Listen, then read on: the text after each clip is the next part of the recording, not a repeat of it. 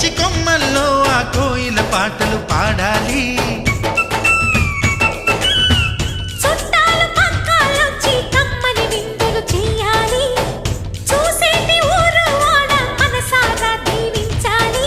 నలుగురు కలిసి చేతులు కలిపి మన కలలన్నీ పండించాలి. ఒక చోట పుట్టని కోడళ్ళు అయ్యారు అమ్మకే కూతుళ్ళు. త్వరలోని ముద్దుగా పుడతారు ఈ తాత పోలికల మనవళ్ళు. ఈ సంతోషాలు సరదాలే మా పండుగలు.